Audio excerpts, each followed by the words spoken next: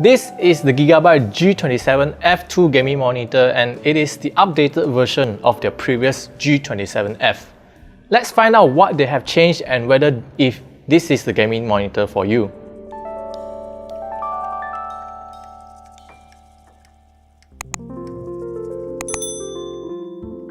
Let's begin with the included accessories. What you get in the box apart from the monitor is the display cables and the power cord. Now shifting our focus back to the monitor, I like the overall clean and minimalist design. We have reasonably thin bezels at the sides, leaving only the bottom bezel for the Gigabyte logo and presumably the backlighting components. I'm not a big fan of the stand. The triangular base is not as useful and stable as the square flat base. While the stand offers height and tilt adjustment, it lacks swivel and rotation adjustment, which means if you want to use the monitor in vertical mode, you will have to get an alternative monitor arm. Then comes the panel. This is a 27-inch flat display and is using IPS panel at Full HD resolution. Now, when we mention about the second generation of this monitor, Gigabyte actually changed the panel itself from the previous generation 144Hz to 165Hz. And in terms of the color accuracy, the Gigabyte also mentioned about how they have improved the sRGB coverage from 125% to 130%.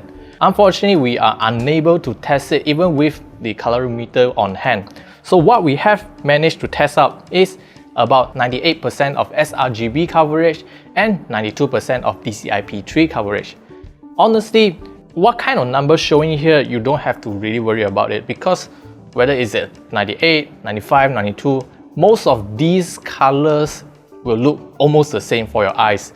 And unless you're doing color critical work like professional color adjustment or color temperature for all your movies and video editing, then you might want to look at other type of monitor instead of this.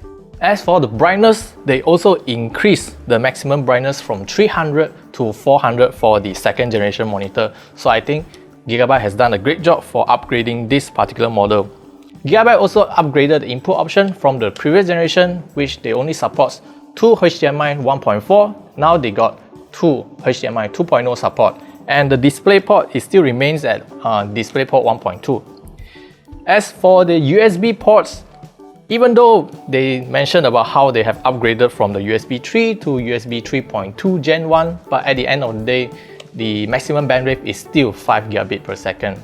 So apart from all that, we can pretty safe to say Gigabyte has done a great job upgrading from the first generation to the second generation of the G27F2. Of course, 165Hz is a great upgrade. However, that's pretty much for you if you want to look for a good gaming monitor, if you want to do something else for that, and it is really good for the color accuracy and everything.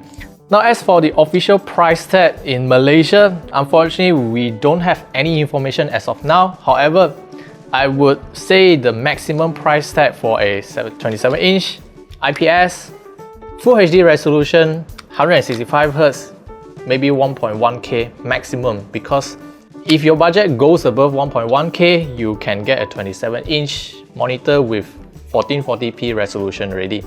So that's all I want to share with you about the G27F2. If you have any question about this monitor, you can leave it down in the comment section below, and I'll see you guys in the next video.